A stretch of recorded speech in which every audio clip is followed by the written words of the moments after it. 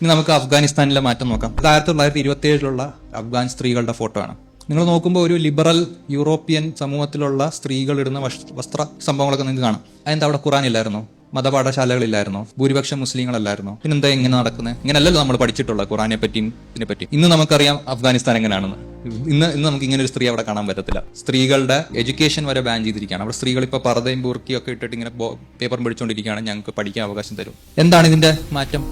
1978 Soviet സപ്പോർട്ടോടുകൂടി ഒരു സർക്കാർ വരുന്നു. അവിടെ ഒരു വിപ്ലവം നടക്കണം. അവിടെയുള്ള എക്സിസ്റ്റിംഗ് സർക്കാരിനെ എടുത്തു കളഞ്ഞ് അവിടെ ഒരു വിപ്ലവം. ആ വിപ്ലവത്തിൽ പങ്കെടുത്ത സ്ത്രീയുടെ ഒരു ഫോട്ടോ ആണിത്. സൗർ വിപ്ലവം എന്നൊക്കെ അറിയാം. 1978 നടക്കുന്നത്. അവിടെ ആ സമയത്ത് നടക്കുന്ന കാര്യം എന്താണ്? ശീതയുദ്ധം. സോവിയറ്റിന്റെ കൺട്രോളിൽ അഫ്ഗാനിസ്ഥാൻ വരാൻ പാടില്ല. അതുകൊണ്ട് അമേരിക്ക തുടങ്ങുന്ന സംഭവമാണ് ഓപ്പറേഷൻ സൈക്ലോൺ.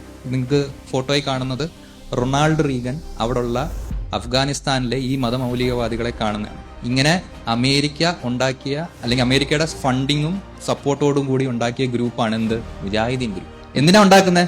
ഇവിടെ സോവിയറ്റിന്റെ പവർ ഇവിടെ പറ്റില്ല. സോവിയറ്റുകാർ നിങ്ങളുടെ മതത്തെയൊക്കെ ഇല്ലാതാക്കും കേട്ടോ. അവരൊക്കെ കാഫറുകളാണ്, അവർക്ക് നിങ്ങളുടെ കൾച്ചറിനെ ഇല്ലാതാക്കും. ഞങ്ങൾ സപ്പോർട്ട് ചെയ്യാം. അമേരിക്കക്കാരാണ് മുജാഹിദീനുകളെ ട്രെയിൻ ചെയ്യുന്നത്. ബിൻ ലാദൻ ഗ്രൂപ്പ്, അദ്ദേഹത്തിന്റെ മകൻ ഒസാമ ബിൻ ലാദൻ ആണ് ഈ മുജാഹിദീൻ ഗ്രൂപ്പിന് അഫ്ഗാനിസ്ഥാനിൽ തുരങ്കങ്ങൾ പണിത് കൊടുക്കുന്നത്. അല്ലാതെ ഒസാമ ബിൻ ലാദൻ അവിടെ വരുന്ന അയാൾക്ക് മതം കൂടുതൽ അറിയാവുന്നതുകൊണ്ടല്ല. അയാൾ കൺസ്ട്രക്ഷൻ കമ്പനിയുടെ ആളാണ്. അയാളാണ് ഈ തുരങ്കങ്ങൾ പണിഞ്ഞു കൊടുക്കുന്നത്. എന്തിനാ തുരങ്കങ്ങൾ പണിഞ്ഞു കൊടുക്കുന്നത്?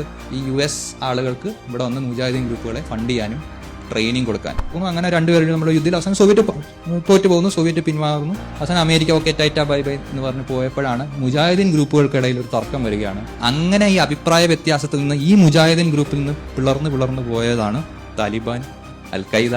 ഇന്ന് നമ്മൾ കാണുന്ന ഒരുപാട് മിഡിൽ ഈസ്റ്റിലുള്ള ഒരുപാട് തീവ്രവാദ ഗ്രൂപ്പ് ഇങ്ങനെയുള്ള ചെറിയ ചെറിയ അഭിപ്രായ വ്യത്യാസങ്ങളിൽ ഇങ്ങനെ സ്പ്ലിറ്റ് ആയി പോയത്. അപ്പൊ ഇവിടെ നടന്ന മാറ്റം എന്താണ്? ഇവിടെ ഒരു സാമൂഹിക, സാമ്പത്തിക, രാഷ്ട്രീയ മാറ്റം നടന്നു. സോഷ്യോ പൊളിറ്റിക്കൽ ചേഞ്ച് ആണ് ഇവിടുത്തെ ഈ ഇന്നത്തെ താലിബാനെ അവിടെ അധികാരത്തിൽ എത്തിച്ചത്. ഈ സോഷ്യോ പൊളിറ്റിക്കൽ ചേഞ്ച് ആണ്. ഇമ്പീരിയലിസ്റ്റ് പവേഴ്സ് ഒരു രാജ്യത്ത് വന്ന് അവിടെ ഒരു പവറും ഒരു അധികാരവും ഇല്ലാതിരുന്ന ആളുകളെ ഫണ്ട് ചെയ്ത് ശക്തരാക്കി അവർക്ക് ആ രാജ്യം കൊടുത്ത് ഇറങ്ങുന്നത്. പിന്നെ ഇവർ തമ്മിലുള്ള അടിയായിട്ടാണ് ഈ September 11 ഒക്കെ ഉണ്ടാകുന്നത്. അല്ലാതെ പല ആളുകൾ പറയുന്നത് ഖുറാനിൽ എന്തോ എഴുതി വെച്ചത് വായിച്ചിട്ടുടനെ ഒസാമ ബിൻ ലാദൻ നമുക്ക് എന്ന് പറഞ്ഞ September 11 നടത്താം എന്നല്ല. ഈ കോൺഫ്ലിക്റ്റ് ആണ്